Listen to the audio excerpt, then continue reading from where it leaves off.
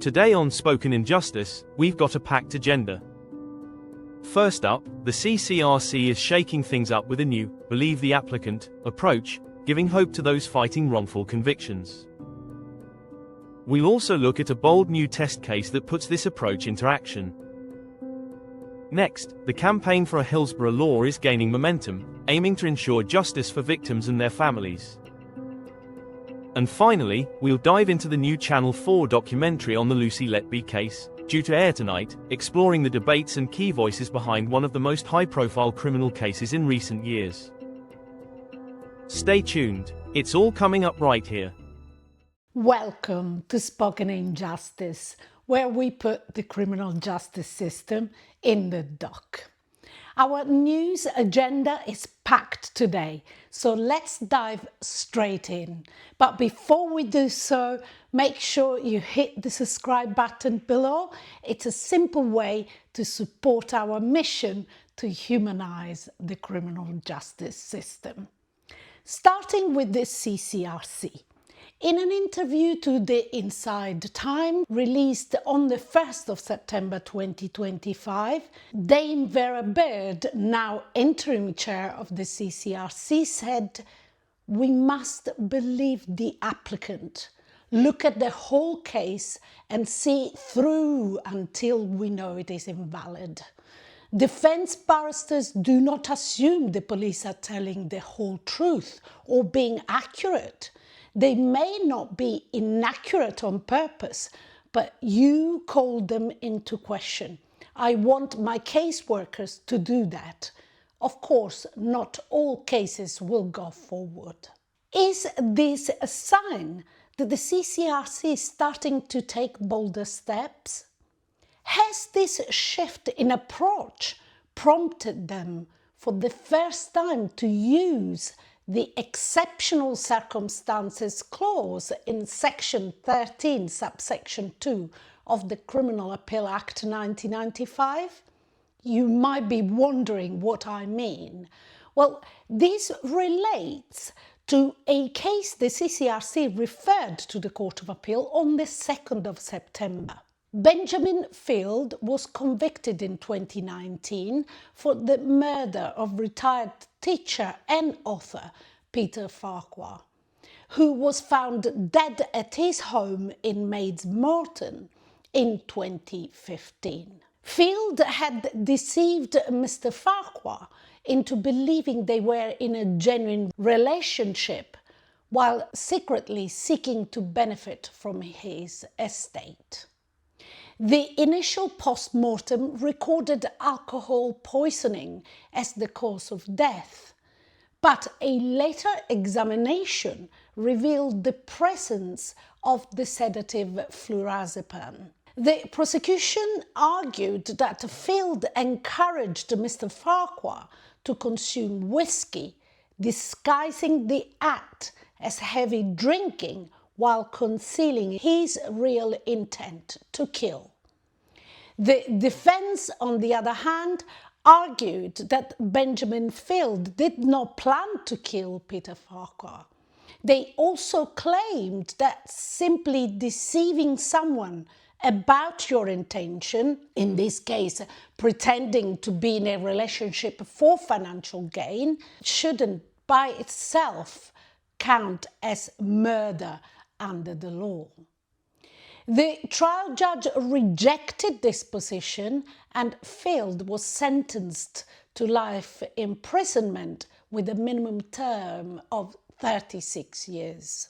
Field's subsequent appeals, which challenged the trial judge's legal ruling and the directions given to the jury, were dismissed, first by the Court of Appeal in 2021 and later when an application to reopen the case was refused in 2022.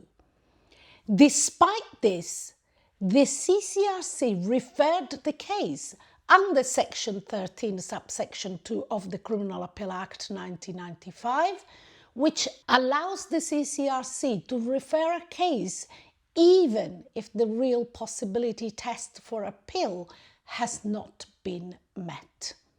This provision acts as a safeguard against miscarriages of justice, giving the CCRC the discretion to refer cases if it believes that the referral may succeed on broader grounds, such as the Court of Appeal's power to allow an appeal in the interest of justice, even in the absence of new evidence or arguments. It is thought that this is the first time a referral has been made under this subsection, indeed signalling a broader approach by the CCRC. The next step will be to see how the Court of Appeal responds, whether with approval or criticism of the referral. But on another positive note, we are also pleased to share that Northern Ireland has now been brought into line with the rest of the UK by scrapping the controversial saved living expenses deduction from compensation awards in miscarriage of justice cases. As reported by the Irish Legal News, Justice Minister Naomi Long announced that she has updated the guidance with immediate effect to remove this deduction. We warmly welcome this change. And staying on positive notes, the government introduced the Public Office Accountability Bill, known as the Hillsborough Law, into Parliament. The bill introduces a new duty of candour requiring authorities, officials and corporations to proactively share relevant information during investigations rather than waiting to see if their wrongdoing or failure are discovered.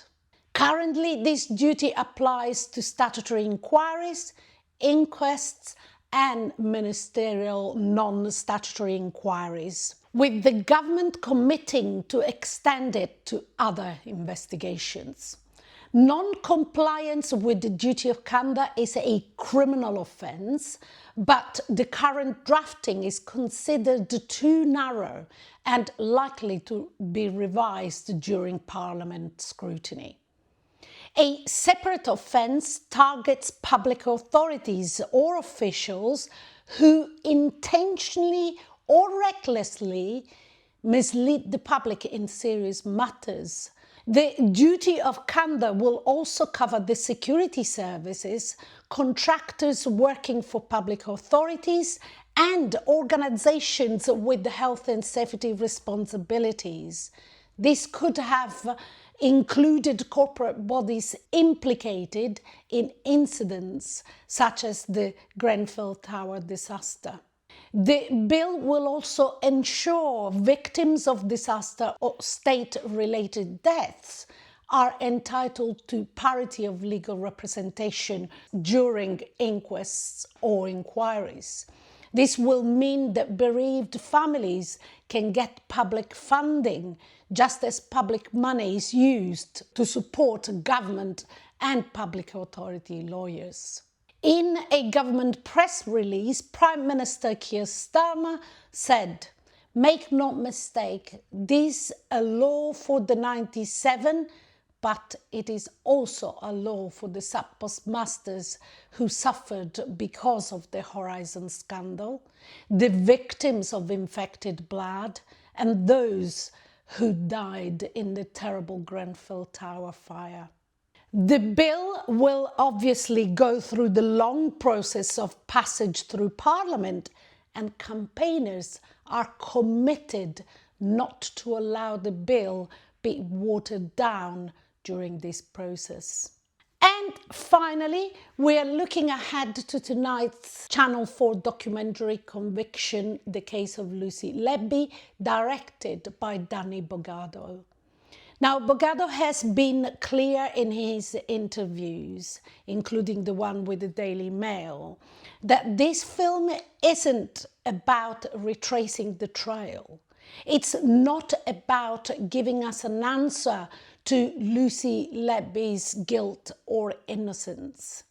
Instead, it follows some of the key voices who've been part of the debate since the trial. People like Dewey Evans, Mark MacDonald, Professor Shuley and Phil Hammond of Private Eye. The idea, as Bogado frames it, is to let these figures tell their story in their own words without heavy-handed direction and leave viewers with the space to weigh the facts for themselves. What we are hoping, though, is that this documentary also leaves room for reflection.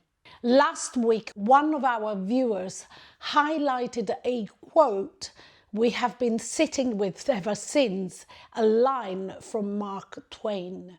It's easier to fool someone than to convince them they have been fooled.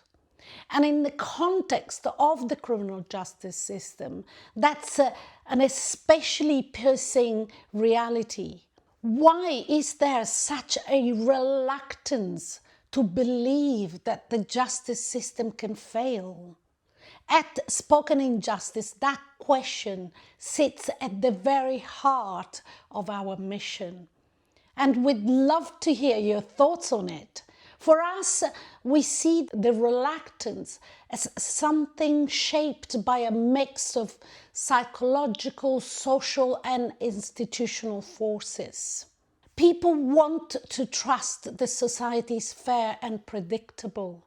If the justice system, which many see as the bedrock of law and order, can get it wrong, that's unsettling. Admitting failure risks shaking faith in the very rules that hold us together. Psychologists talk about this idea that people cling to, the belief that good things happen to good people and bad things happen to bad people. Accepting that innocent people can be punished or that guilty might walk free disrupts that narrative. Courts, judges and police are framed as impartial authorities. Questioning them feels like questioning the legitimacy of the state itself. And for those in power, there is always an incentive to downplay mistakes, to cast them as rare anomalies. In England, as elsewhere, the justice system is tied to national identity. Criticising it can feel unpatriotic or even disloyal. People defend the system not necessarily because it always works, but because it represents stability and shared values. And for jurors, for those who have trusted the police officers or respected judges, it's painful to accept that the system they participated in might ruin innocent lives. To avoid that discomfort, many choose to deny or minimize flaws. Finally, think about the stories we consume. Films, TV, even the news often presents the justice system as tough but ultimately fair, with truth prevailing in the end. That reinforces the idea that failure is the exception, not the rule. So in short, many people resist believing in systemic failure because it unsettles their sense of fairness, security and trusts in society's foundations. But here is the question we will leave with you tonight. If we don't face up to those failures, how can we ever build a system that truly deserves our trust? I'd love to hear your thoughts. Leave us a comment, send us a message, and let's keep this conversation going. That wraps up another news session here at Spoken Injustice. We hope you found this roundup useful, and if you did, don't forget to like, share and subscribe. Join us again as we sit and rise in this unique trial.